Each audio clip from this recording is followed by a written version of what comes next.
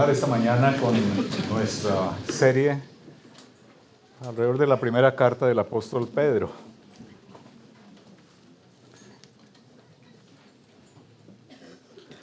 Hay un telón de fondo en toda la carta del apóstol Pedro, en esta primera carta, que es el aspecto de la santidad. Hay un llamado de parte de Dios al pueblo, a sus hijos, a nosotros como iglesia, a ser santos. Así que quisiera que cada vez que abrimos la palabra allí en la primera carta de Pedro, recordemos ese telón de fondo, esa melodía que tiene la palabra de Dios en esta carta. El Señor nos está llamando a crecer en santidad, a ser santos porque Él es santo. Y mantengamos eso siempre presente. Así que quisiera invitarlos a abrir sus Biblias allí en la primera carta. Vamos a leer en el capítulo 1, desde el versículo 22, y vamos a continuar hasta el versículo 3 del capítulo 2. Dice así la palabra del Señor.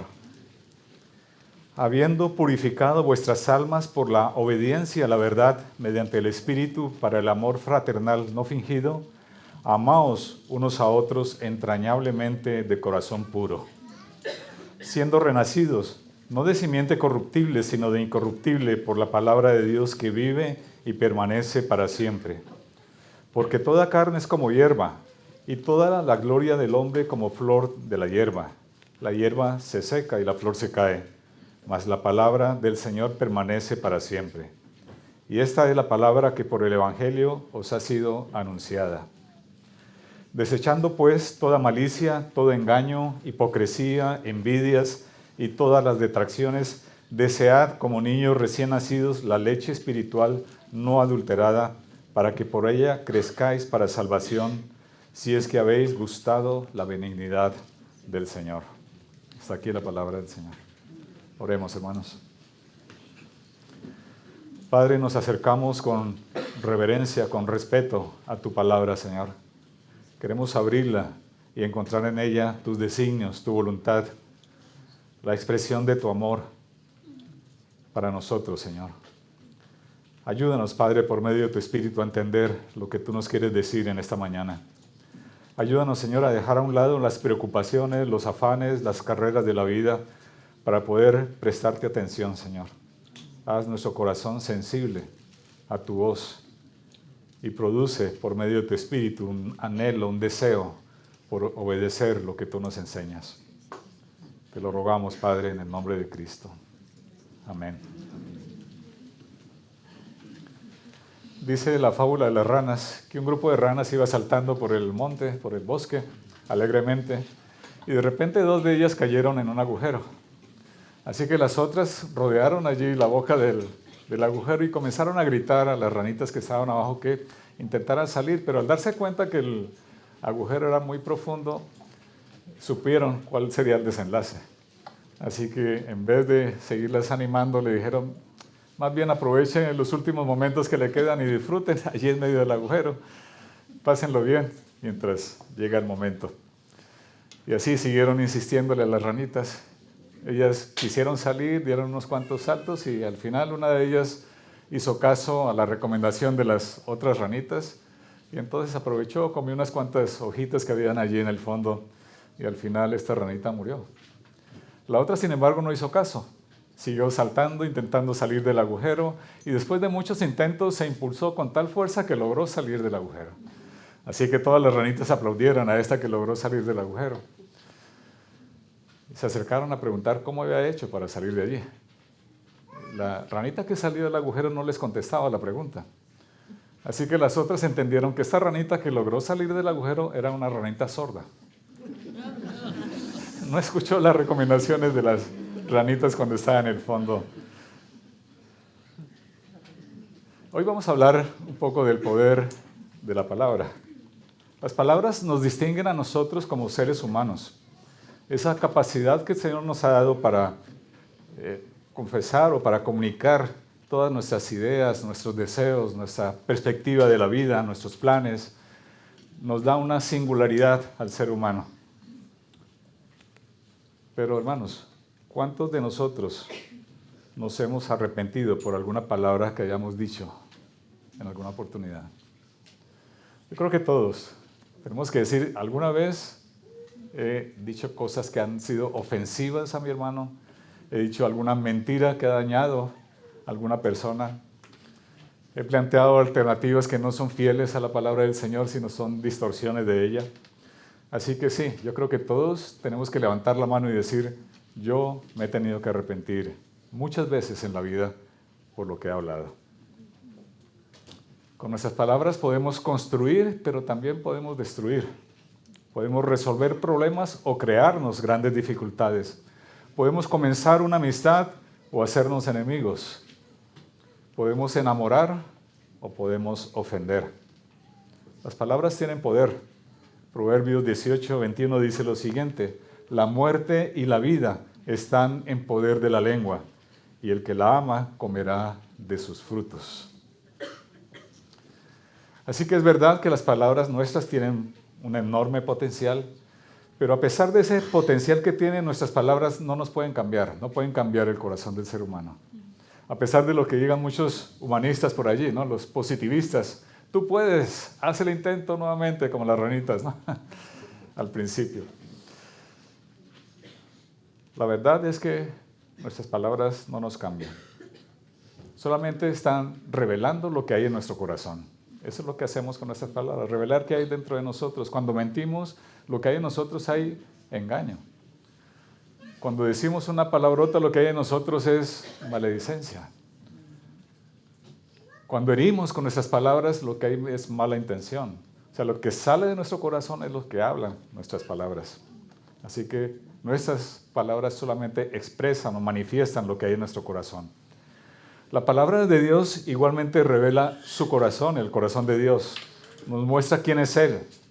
Pero a diferencia de la nuestra, su palabra sí tiene un poder transformador. Y el texto de esta mañana se centra en el poder de la palabra para purificarnos, para santificarnos, para llevarnos a crecer en esa santidad y mostrar la mayor evidencia que puede existir del cambio en el corazón del creyente.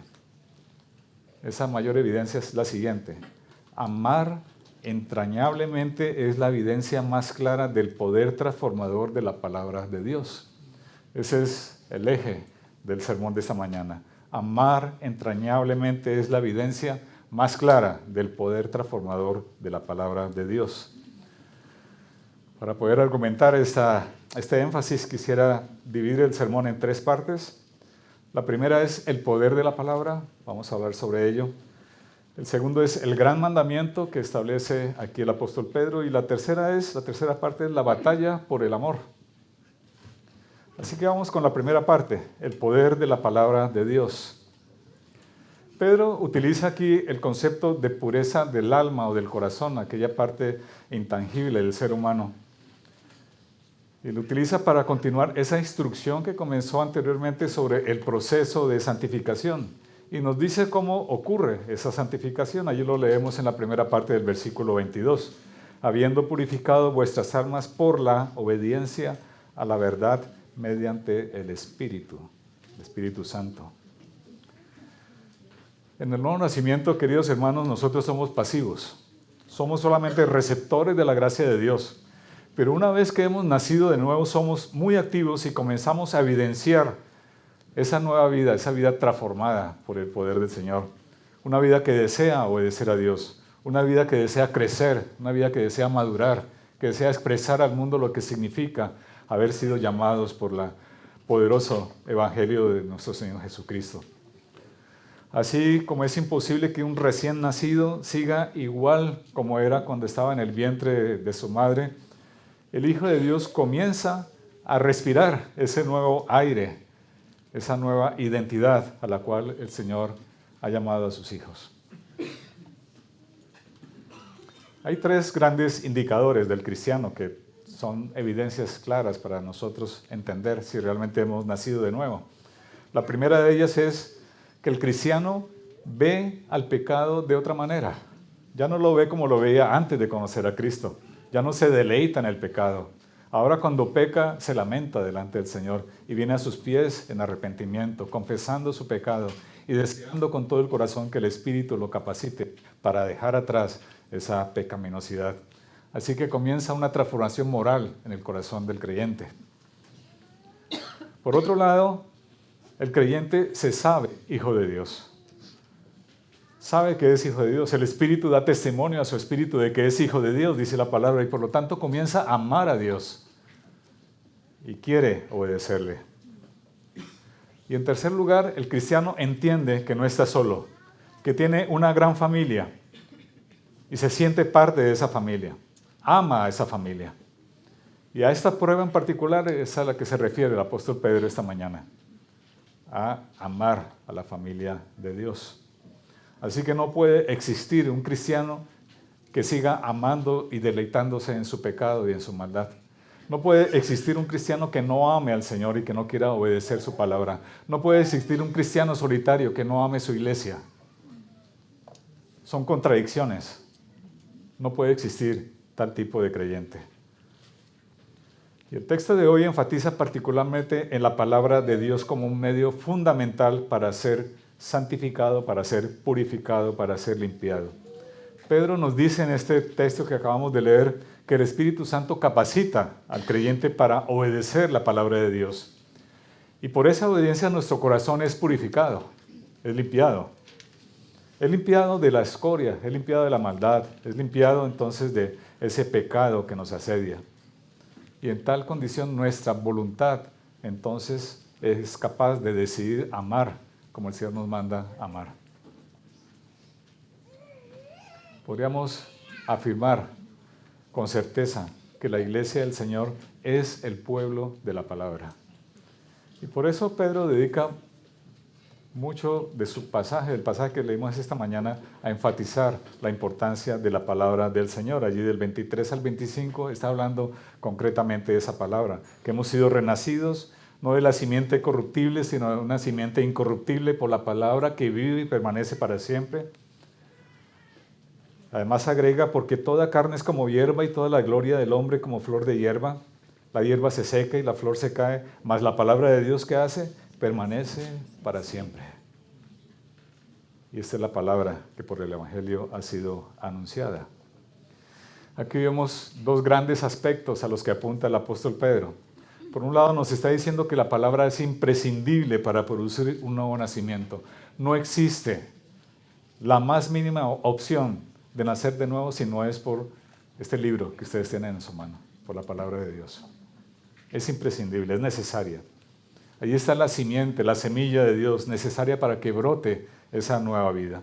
Sin la palabra de Dios es imposible conocer el plan de redención. Por eso nosotros predicamos el Evangelio. Por eso abrimos la palabra e intentamos ser fieles a la palabra. Porque sabemos que ella es la única capaz de cambiar los corazones, que es la única capaz de producir arrepentimiento en las personas.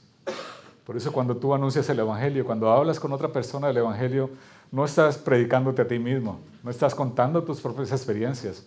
Lo que haces es coger el Evangelio y decírselo a la persona. Eres de alguna manera solamente un portavoz de una realidad que ya está escrita en este libro. Eso es lo que hacemos cuando predicamos la palabra de Dios. Así que Pedro apunta a esa realidad, que la palabra de Dios es absolutamente imprescindible porque sin ella no hay vida nueva. Y la segunda verdad que dice es que esta palabra, al contrario de nuestra vida que es transitoria, que es pasajera, que hoy estamos y mañana no, la palabra de Dios permanece para siempre. Miles de años antes escrita la palabra, hoy sigue teniendo exactamente la misma vigencia, el mismo poder, la misma capacidad para entrar al corazón y transformarlo. La Biblia no es como las palabras nuestras, hermanos. No es corruptible. No es un libro de historia antigua, como muchos la ven. La Biblia no envejece, no pasa de moda, como pasa la gloria de los hombres. Siempre permanece sencillamente porque es la palabra de Dios. Y la palabra de Dios es poderosa. Siempre necesaria para nosotros. Siempre actualizada. Tú abres la palabra de hoy y lees historias de hace más de 2000 años y ves que esa historia es la misma historia tuya. Es una palabra viva, poderosa, necesaria para nosotros. Y Pedro acude aquí a hacer una referencia al profeta Isaías. Si quieren venir conmigo, allá Isaías 40, versículos 6 al 8. También un pasaje precioso. Dice lo siguiente: voz que decía, da voces. Y yo respondí, ¿qué tengo que decir a voces? Que toda carne es hierba y toda su gloria como flor del campo. La hierba se seca y la flor se marchita porque el viento de Jehová sopló en ella. Ciertamente como hierba es el pueblo. Sécase la hierba, marchítase la flor, mas la palabra de Dios nuestro permanece para siempre. Amén.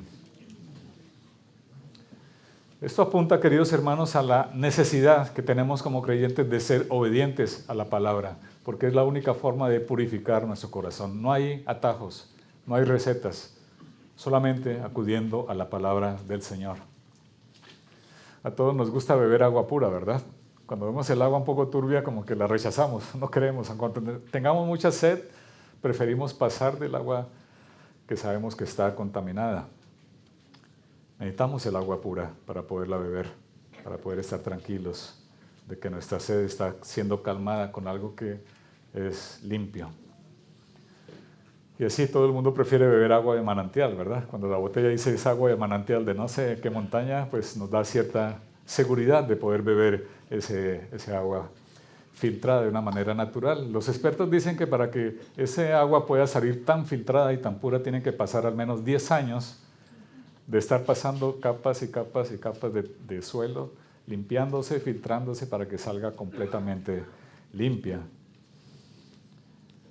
No obstante, en los pozos hay puntos de contaminación, ¿verdad? ¿Sí? Hay bacterias, hay minerales que contaminan, hay elementos orgánicos y por lo tanto es necesario purificar ese agua para poderla beber.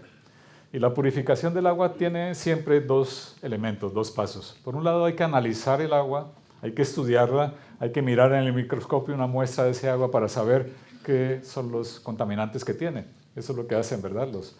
En los laboratorios analizan el agua, ven qué es lo que tiene y entonces según el contaminante precisan cuál es el tratamiento que hay que aplicarle a ese agua para que pueda ser bebida. Entonces lo primero es el análisis que se hace del agua y luego viene el tratamiento. ¿Sí? Entonces a veces le aplican un dióxido de cloro para matar las bacterias. Últimamente le están aplicando ozono. El ozono penetra en las partículas inactivando o matando los microorganismos.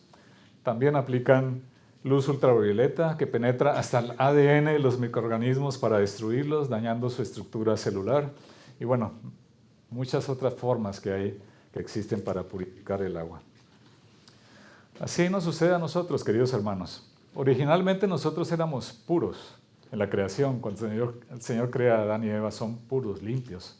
No hay pecado en ellos. Pero ahora nosotros nacemos muy contaminados de pecado. Tú y yo sabemos que nacemos contaminados. Hay virus espirituales, hay bacterias en nuestro corazón que causan daño a nuestra vida. Entonces, cuando el Señor, por su evangelio, se acerca a nosotros, nos muestra a través de ese libro del que estamos hablando quiénes somos realmente. Así que este libro es como un microscopio que permite ver cómo es nuestro corazón, cómo es nuestra alma. Y allí comenzamos a ver esto y nos asustamos, ¿verdad? Cuando leemos la palabra y nos enfrentamos a ella y nos damos cuenta que el Señor nos está revelando que hay mucho orgullo en nuestro corazón, que hay mucha vanidad en nosotros, que hay mentira en nuestra mente, que hay malas intenciones en nuestro corazón, que queremos sacar provecho de los demás. Y allí, paso a paso, cuando nos acercamos a la Biblia, vemos cómo somos. ¿No te has asustado cuando lees la palabra del Señor y te miras allí como un espejo y dices, Señor, ese soy yo? Estás hablando de un personaje por allí de hace miles de años, pero ese personaje se parece mucho a mí, a cómo es mi corazón. Sí, la palabra es un espejo que analiza nuestro corazón. Allí se evidencia el orgullo, las mentiras, el egoísmo, la rebeldía, la pereza, todos estos males. Dice Hebreos, porque la palabra de Dios es viva y eficaz y más cortante que espada de dos filos y penetra hasta partir el alma y el espíritu, ¿No has sentido alguna vez que la palabra te parte el alma, hermano? Cuando la lees con un corazón sincero y ves allí que el Señor te habla directamente y es como si viniera esa espada y penetrara hasta lo más profundo de tu ser. Ese es el poder de la palabra, hermanos. Ese es ese espejo del que estamos hablando. Ese análisis que hace la palabra a nuestra vida. Pero gracias a Dios que la Biblia no solamente nos revela nuestra condición, la Biblia también nos limpia. No basta con ver nuestra condición, necesitamos ser desinfectados de nuestro pecado. Necesitamos que, como el ozono, la palabra penetre nuestra alma y mate el pecado. Que como la luz ultravioleta entre hasta el ADN de nuestra maldad y la destruya por completo. Destruya nuestras mentiras, destruya nuestro egoísmo, nuestra impureza sexual, nuestra dejadez, nuestra ira, nuestra prepotencia y tantas otras formas que tenemos de manifestar lo que somos. Podemos preguntarnos, ¿y esto cómo se hace? Bueno, el salmista también se preguntó lo mismo. ¿Con qué limpiará el joven su camino? Pregunta el salmista. Y él mismo se responde, con guardar tu palabra. Obedeciendo la palabra. Una palabra sencilla, ¿verdad? Obedécela y serás limpio, serás puro. A eso es a lo que se refiere el apóstol allí en ese versículo 22. Por la obediencia a la palabra habéis sido purificados y entonces, siendo puros, puedes amar a tus hermanos con un amor sincero. Santidad, como dijimos en el último sermón, es equivalente a obediencia. Yo sé que la palabra obediencia no es muy popular hoy día, ¿verdad? Todos quieren ser rebeldes y manifestar su rebeldía. Vamos en contra de cualquier señal de autoridad. Por eso nos saltamos los semáforos en rojo, ¿verdad? Por eso muchos se cuelan en el metro. Por eso van en contra de todo lo establecido. Porque la rebeldía está pegada a nuestro ser. Por eso cuando tú ves a un niño pequeño y le dices, no mire más televisión, él lo que hace es abrir los ojos así grandes para seguir viendo. Cuando le dices a un joven, deja de mirar tu móvil, ¿qué es lo que hace? Oídos sordos, sigue allí, ¿no? Mirando su móvil. Cuando decimos aquí, apaga tu móvil, hermano, porque va a interrumpir el sermón. Tú quieres evitar a toda costa de apagar tu móvil, de ponerlo en modo avión, ¿verdad? Por eso a veces suena por ahí un móvil. Porque hay rebeldía en nuestro corazón. No queremos obedecerla. La palabra obediencia viene del griego, una palabra compuesta del griego hub, debajo de, y akoe, que significa escuchar. Así que obediencia significa escuchar atentamente a un pronunciamiento autoritativo y ponerse debajo de o someterse a él.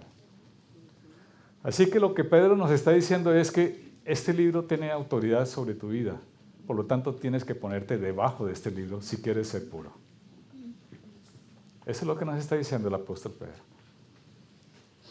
¿Quieres limpiar tu corazón? Como pregunta el salmista. ¿Con qué lo limpiarás?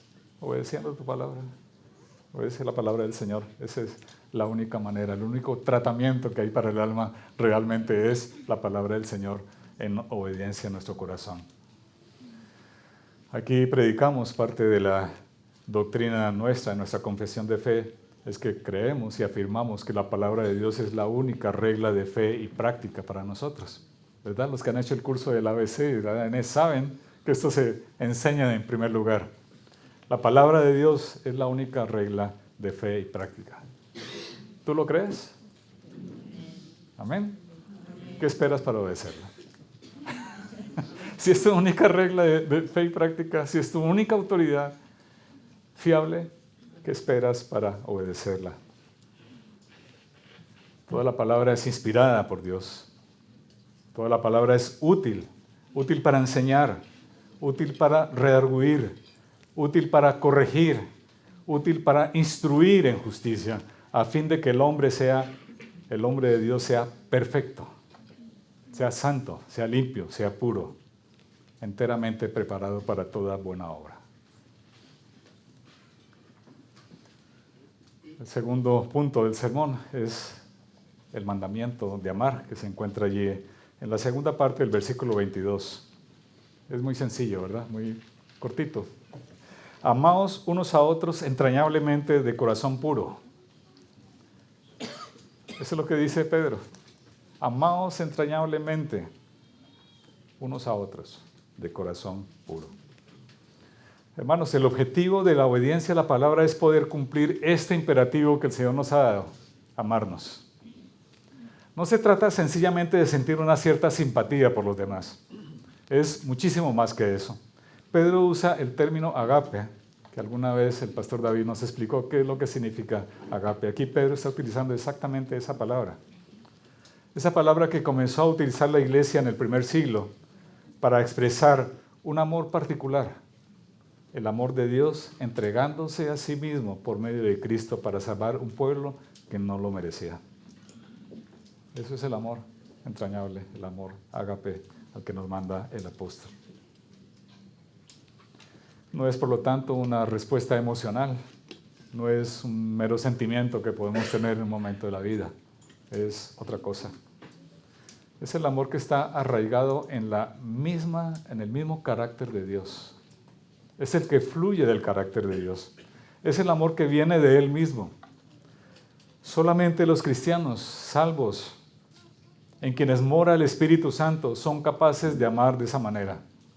Y perdón por la redundancia, porque al decir cristianos deberíamos entender que son salvos, que son nacidos de nuevo y que el Espíritu de Dios mora allí. Pero dado que la palabra cristiano se ha banalizado un poco, es necesario precisarla. Es la clase de amor que se produce porque Dios ha transformado la voluntad hasta tal punto que el cristiano tiene la capacidad de amar de esta manera. Y para darle más fuerza al mandamiento, Pedro utiliza dos expresiones, entrañablemente y de corazón puro. Hoy día cuando escuchamos la palabra entrañable, básicamente nos está evocando la palabra afectuoso, cariñoso, tierno, ¿no? Algo entrañable es algo tierno. Pero este no es el sentido del término bíblico. Algunas versiones de la Biblia lo han traducido como ferviente, como un amor profundo. Pero en la palabra original griega, el término entrañable tiene una relación con el atletismo. Ellos eran muy aficionados a los deportes, los griegos, ¿verdad?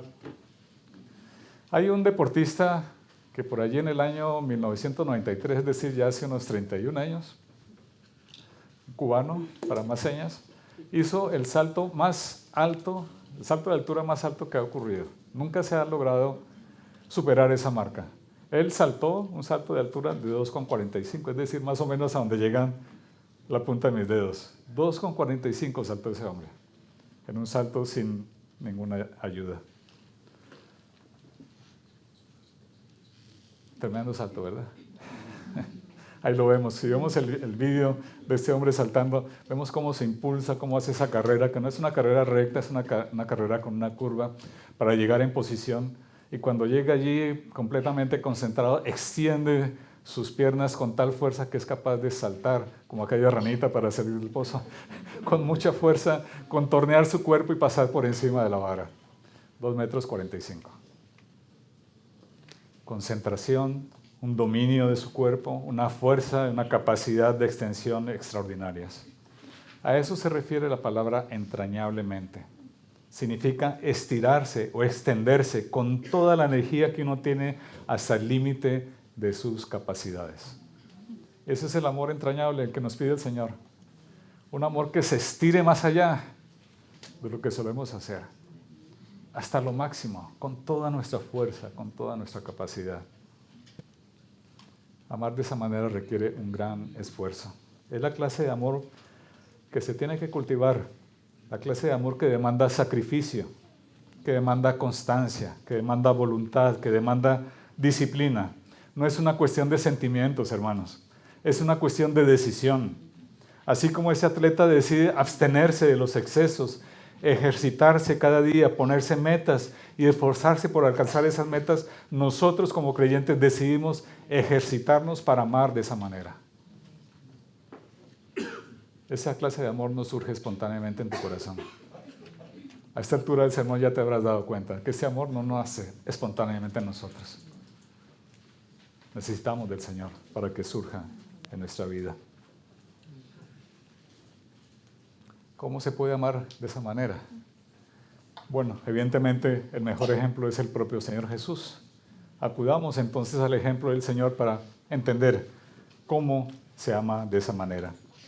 Dice Juan, el capítulo que leímos hace un rato, en Juan 13, que os améis unos a otros como yo os he amado. Así que Él mismo se presenta como ejemplo. El amor, el tipo de amor que Él espera de un creyente, de un hijo de Dios, es tal como Él nos amó. Y vamos a ver al menos 4 formas o 4 expresiones del amor de Jesús. Por un lado, el amor entrañable significa o implica un desprendimiento. Él se despojó a sí mismo, tomando forma de siervo. Se despojó de toda su dignidad, haciéndose siervo y humillándose, haciéndose como tú y como yo, débil, necesitado, frágil. Se desprendió de sí mismo. El amor entrañable implica eso, queridos hermanos, desprenderte de tu tiempo para dárselo a otro, desprenderte de tu posición para ceñirte la toalla y lavar los pies de los demás, desprenderte de aquello que te gusta para hacer lo que necesita la otra persona. Esa es la clase de amor que el Señor nos pide, un amor que sea capaz de desprenderse de aquello que tanto amamos para nosotros mismos, con ese amor egoísta que nos caracteriza. La segunda forma que Jesús nos enseña a amar es que Él no hace acepción de personas. Dice en Lucas 6, si amáis a los que os aman, ¿qué mérito tenéis? Eso lo hace el mundo. No hace falta ser cristiano para amar a los que aman. Amar sin hacer acepción de personas, sin preferencia alguna. Amar no solamente a los que son fáciles de amar. Hay personas que son difíciles de amar, que son un poco pesadas. A esas personas el Señor nos pide, ámala entrañablemente. No hagas distinción de raza, de color de piel, de nacionalidad, de estatus social, de formación académica, de aspecto físico. No hagas ningún tipo de excepción y ama a esa persona. Eso es lo que pide el Señor, la forma en que Él nos amó a nosotros. En tercer lugar, Jesús nos mostró que también el que ama habla la verdad por el bien del otro. No se trata solamente de adular a los demás, es decir la verdad. El Señor lo hizo. Cuando el joven rico se acercó a preguntarle cómo hago para ser tu discípulo, Jesús le dijo, ve y vende todo lo que tienes y ven y sígueme. El joven se fue triste porque era muy rico, dice la palabra. El Señor Jesús se encontró con la samaritana y ¿qué le dijo? No le dio una palmadita en la espalda. Le dijo, 5 maridos has tenido y el que tienes ahora no es tu marido. Vino Nicodemo a consultar a Jesús de noche. Le dice, tú eres maestro de la ley y no sabes qué significa nacer de nuevo. Hay confrontación, ¿verdad? Una confrontación amorosa, pero con el deseo de cambio de la persona. A Marta le dice, Marta, ¿qué estás haciendo? Ocupada aquí y allá en vez de preferir sentarte a mi lado y escucharme a mí. Un amor entrañable se preocupa por las almas de las personas. Por eso advertimos, por eso exhortamos, por eso aconsejamos. No nos quedamos callados cuando vemos el mal de la otra persona. Quedarse callado cuando vemos el pecado o el riesgo que está tomando una persona en una decisión es desearle el mal a esa persona. No nos callemos, porque dice el proverbio, fieles son las heridas del que ama. Así que más vale una herida que una muerte futura, ¿verdad? En cuarto lugar, se ama pasando por alto las ofensas.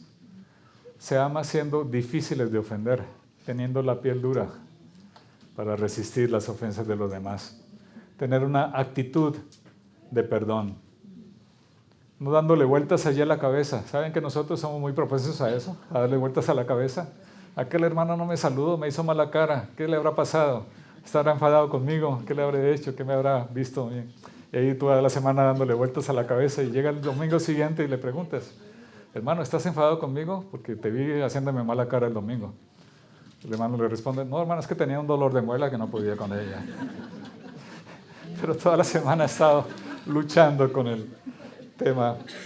Porque somos propensos a eso. Somos propensos a darle vueltas a la cabeza y construirnos historias que no resultan ser ciertas. Si perdonáis a los hombres sus ofensas, dice el Señor, Él os perdonará también vuestras ofensas. Hermanos, crecer en santidad significa crecer en este tipo de amor por tu prójimo. ¿Quién es tu prójimo? Alguien le preguntó al Señor Jesús, ese que está a tu lado. Tu cónyuge es tu prójimo. Ama a tu cónyuge con ese amor entrañable. No le hables mal. Querido esposo, no seas áspero con tu esposa. Trátala como vaso más frágil. Sé cariñoso con ella. Querida esposa, no hables mal de tu marido, no seas irrespetuosa con él. No menosprecies a la persona que tienes a tu lado y que está compartiendo la vida contigo. A tus hijos, trátalos con cariño. No los maltrates, no les grites. Dales el tiempo que ellos necesitan. Enséñales, sobre todo enséñales la palabra de Dios. Ama a tu iglesia, a tus hermanos, a los que están sentados ahí a tu lado esta mañana. Ama a esas personas. Prefiere a tu iglesia a las personas del mundo. Sí, yo sé que la persona que tienes a tu lado no es perfecta. ¿Pero acaso tú lo eres? Ninguno hay perfecto aquí, hermanos. No hay ninguna razón para no amar a la persona que está a tu lado. Recuerda una verdad. El amor revela si tu experiencia cristiana, si tu conversión es genuina. Si realmente has nacido de nuevo. Si la palabra está purificando tu alma, tu corazón. Si realmente estás obedeciendo al Señor. Recuerda el punto del sermón. Amar entrañablemente es la evidencia más clara del poder transformador de la palabra de Dios. Jonathan Edwards, respecto a este tema, dice, amar de esta manera templa el espíritu. Ustedes saben qué significa templar un acero. Templar un acero es someterlo a un cierto grado de temperatura, ¿verdad? Para acomodar los elementos que hay, las moléculas, y entonces se deja enfriar. Se deja enfriar lentamente o en un baño de aceite. ¿Y qué es lo que se busca con ese tratamiento térmico? Se busca que ese acero que antes era muy frágil, ahora adquiera unas características diferentes. Ese acero entonces se hace fuerte, se hace resistente. Así que el amor al cual el Señor nos está llamando esta mañana nos hace fuertes. Templa tu espíritu. Te hace más resistente. A eso es a lo que se refiere nuestro hermano Jonathan Edwards. El tercer punto es la batalla por amar de esta manera. Y allí lo encontramos en los primeros 3 versículos del capítulo 2. Desechando pues toda malicia, todo engaño, hipocresía, envidias y todas las detracciones, desead como niños recién nacidos la leche espiritual no adulterada, para que por ella crezcáis para salvación. Comienza con ese término, desechando pues. Ese pues lo que hace es relacionar lo que acaba de decir con lo que va a decir enseguida. Es un por lo tanto, de hecho alguna traducción lo pone de esa manera. Por tanto, lo que sigue es una consecuencia de lo que acaba de exponer el apóstol. Purificar el alma para amar entrañablemente implica necesariamente, querido hermano, librar una tremenda batalla en tu corazón con esa naturaleza pecaminosa que tú tienes y que yo tengo. Tú y yo sabemos con toda certeza y con toda honestidad que por nuestras propias fuerzas no somos capaces de amar como Pedro nos está diciendo que amemos. Yo no soy capaz de amar de esa manera por mis propias fuerzas. Y yo sé que tú tampoco. No puedes decir un día de repente, amanecer con buena cara y decir, Hoy he decidido amar entrañablemente a mi vecino, aquel que pone la radio a todo volumen y no me deja dormir. Voy a amar entrañablemente a mi jefe o a tal hermano, como si pudieses ir y picar un interruptor y que se encienda la luz del amor. Eso no sucede, hermanos. Cuando tú quieres instalar un punto nuevo de luz donde no hay, ¿qué necesitas hacer? Pues tienes que trazarte un plan, ¿verdad? Tienes que hacer una rosa en la pared para llevar los tubos luego. Tienes que empalmar los tubos, pasar los cables por el tubo, poner los mecanismos. Y después de tanto trabajo y tanto polvo que queda allí, entonces puedes pulsar el botón para encender esa luz. Así pasa también con el amor al que estamos llamados. Implica ese trabajo. Y eso es lo que dice el apóstol aquí. Hay una batalla en tu corazón para poder amar de la manera que el Señor nos pide. Y esa batalla se expresa en esos términos que explica aquí el apóstol. Desechar, usa esa palabra, desechar significa librarse. Es de una palabra griega que significa quitarse la ropa, despojarse de la ropa sucia, de la ropa inútil. La misma palabra que utiliza el apóstol Pablo en Colosenses 3 o en Efesios 4. Quítese de esa ropa vieja que tenían cuando antes eran pecadores sin arrepentimiento. Y pónganse la túnica de Cristo y amen de esa manera. A todos nos cuesta mucho desechar cosas, ¿verdad? Solemos guardar los frascos de la mermelada allí, los lavamos y los ponemos en la cocina a ver si algún día nos sirve para algo. Guardamos la caja de zapatos, la ponemos allí arriba del armario a ver si algún día la necesitamos, ¿verdad? Sí, guardamos aquel pantalón que ahora no nos cabe, a ver si en algún tiempo adelgazamos y nos podemos volver a poner aquel pantalón. Nos cuesta mucho desechar las cosas que ya no usamos. Pero cuando te decides desechar aquello que ya no usas, te libras de un gran peso. Y entonces ves la casa limpia, ordenada. De eso se trata, desechar en el corazón. ¿Quieres ver tu corazón limpio, despejado? Pues desecha aquello que te está estorbando. Tíralo, déjalo, es lo que dice el apóstol Pedro. Eso no te sirve para amar, déjalo a un lado. Y Pedro nombra 5 actitudes, 5 vicios que matan el amor. Son como venenos, son una mala sombra que no nos deja crecer en ese amor entrañable. Por tanto, hay que cortarlas de raíz. Comienza diciendo, quita de tu corazón toda malicia. Malicia significa tener mala voluntad hacia alguna persona, un deseo de causar daño a la otra persona, de hacerle mal, de agraviarlo. Es el mismo deseo que tenía Jezabel con Elías.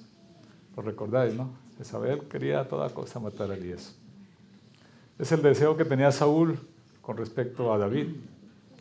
El deseo de los fariseos con respecto al Señor Jesús. Ese deseo de hacer daño. Quítate esa ropa sucia de la malicia. También dice que te quites todo engaño, toda falsedad, toda seducción, toda traición. Y recordamos a Dalila, ¿verdad? Con Sansón, engañando. A Elimas, recordaréis allí en Hechos. Elimas que trataba de ir detrás de Pablo cuando Pablo estaba hablando al procónsul del Evangelio. Elimas intentaba a toda costa quitar la palabra del Evangelio del procónsul para que no creyese, hasta que Pablo lo reprendió con dureza. Y Elimas fue castigado por parte del Señor. Lleno de engaño, le dice Pablo a Elimas. En tercer lugar, hipocresía. Hipocresía significa doble corazón. Ese es el sentido de la palabra original, doble corazón. Te muestras tierno, te muestras amable delante de algunos, pero cuando llegas a casa sale el monstruo que hay en ti. Tratas mal a tu mujer, le hablas de mala manera, eres un déspota y un grosero en casa, mientras aquí sonríes con una sonrisita hipócrita. El Señor dice, quítate de eso, no seas hipócrita. Jesús se refirió a ellos con mucha dureza. A los fariseos les dice, hipócritas, son sepulcros blanqueados, por fuera muy lindos, pero por dentro llenos de gusanos. También dice Pedro, despójate de las envidias, de ese deseo de tener lo que no te pertenece, lo que pertenece a otra persona. La envidia que llevó a David a pecar tan gravemente como lo hizo, por querer tener lo que no le pertenecía a él. Y por último, nombra las detracciones. Detracciones son las calumnias, las difamaciones, la descalificación de otras personas. Pablo la sufrió mucho en su ministerio. Fue difamado por los demás, fue descalificado por otros, por sus críticos, los enemigos del Evangelio.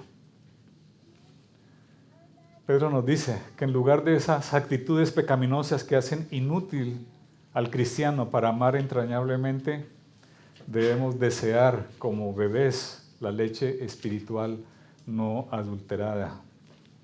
En otra traducción dicen la palabra de Dios sin engaños. Desea la palabra de Dios, es lo que nos está diciendo Pedro. Deséala como un bebé desea alimentarse. No sé si han tenido un bebé recién nacido en brazos y que tiene hambre. Anhela alimentarse de su madre. Esa apetencia intensa que ellos muestran es a la que nos llama el apóstol Pedro, a nosotros por la palabra.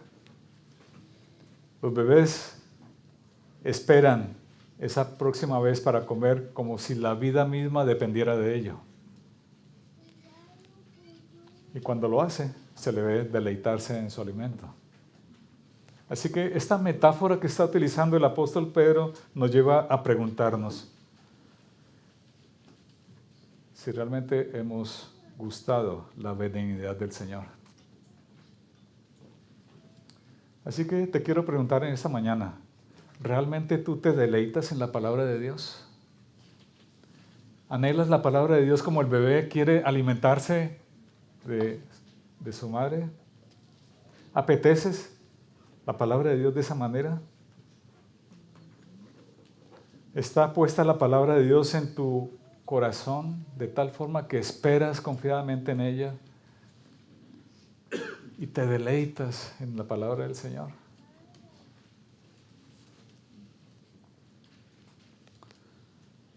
A veces pregunto a alguna persona que tiene algún problema si ha acudido a la palabra de Dios para ver qué dice la palabra con respecto a ese problema. Y muchas veces responden, es que me cuesta tanto leer la palabra de Dios. Hermano, ¿te cuesta leer la palabra de Dios? Es como si un bebé no quisiera alimentarse. Ama la palabra del Señor, deleítate en ella, que ella sea tu deseo genuino, porque ella es poderosa para cambiarte. Ella sí te puede ayudar en tus dificultades, en tus problemas. Y recuerda lo que hemos estado insistiendo esta mañana. Amar entrañablemente es la evidencia más clara del poder transformador de la palabra de Dios. Así que si tú quieres amar como la palabra nos exige que amemos, como el mandamiento del Señor Jesús, necesitas urgentemente acudir a la palabra del Señor. No hay ninguna otra receta, no hay ningún atajo, querido hermano. Tienes que venir a la palabra del Señor. Tienes que acudir a ella para encontrar en ella la fuerza para amar de la forma que el Señor nos pide que amemos.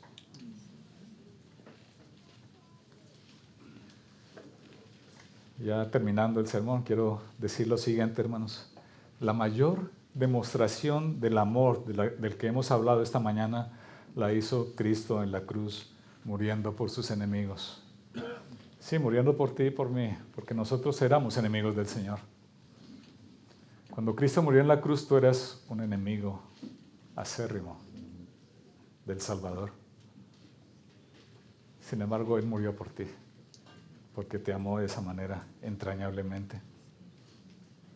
Resuenan en nuestros oídos todavía las palabras del Señor cuando le dice al Padre, Padre, perdónales porque no saben lo que hacen. La cruz de Cristo habla de muerte, pero grita de amor. Y cuando lo entendemos, cuando entendemos el Evangelio del Señor Jesucristo, no hay una respuesta diferente posible a ese Evangelio que desear amar como Cristo nos amó. Es el acto de obediencia que legitima nuestra conversión. El Señor Jesús obedeció a su Padre y desechó todo por amor de nosotros.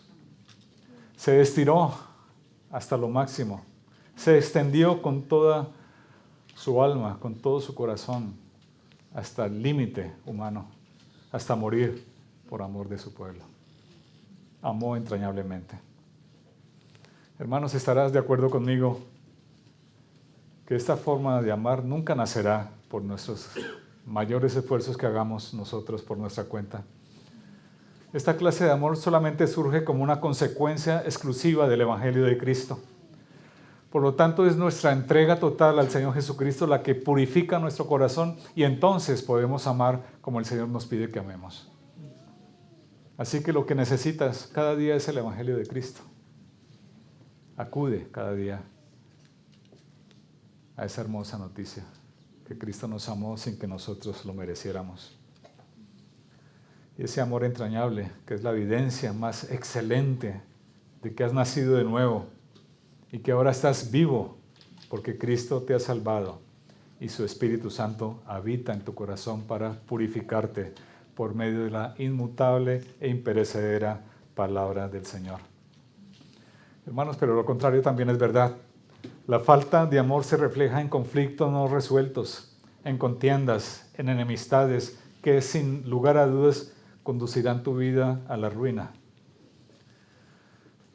El joven pastor Robert Murray M'Cheyne dijo una vez la siguiente frase: la mayor necesidad de mi pueblo es mi propia santidad.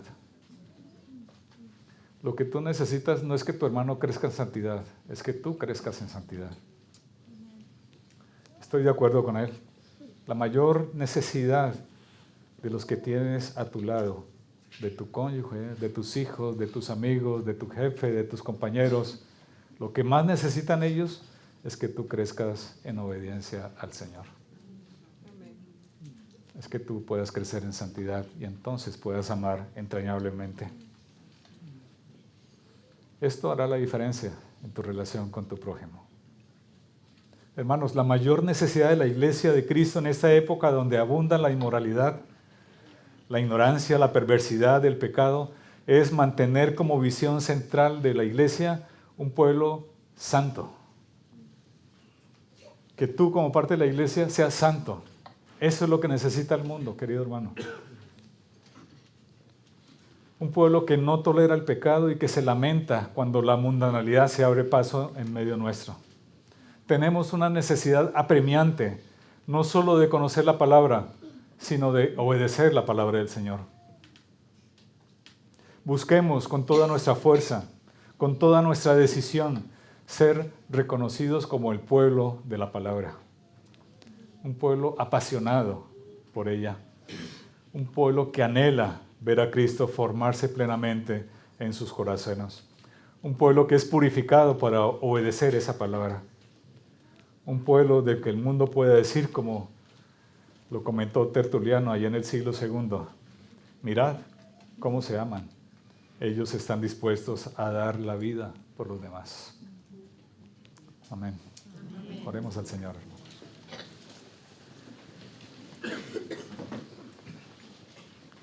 Padre Santo, queremos agradecer por tu palabra, Señor. Tu palabra es buena para nosotros, la necesitamos, Señor. Pero no solamente necesitamos conocerla, necesitamos obedecerla. Y Señor, tenemos que confesar que todavía hay mucha rebeldía en nuestro corazón. Perdónanos, Señor. Te rogamos con todo nuestro ser que tu Espíritu opere en nosotros de tal manera que anhelemos tu palabra, que nos deleitemos en ella y que ella nos transforme para poder amar como tú nos pides que amemos, con ese amor entrañable que Cristo mostró en la cruz del Calvario para salvarnos y para poder hoy estar aquí como pueblo tuyo, Señor. escuchando tu preciosa palabra. Lo pedimos en el nombre de Cristo nuestro Salvador. Amén.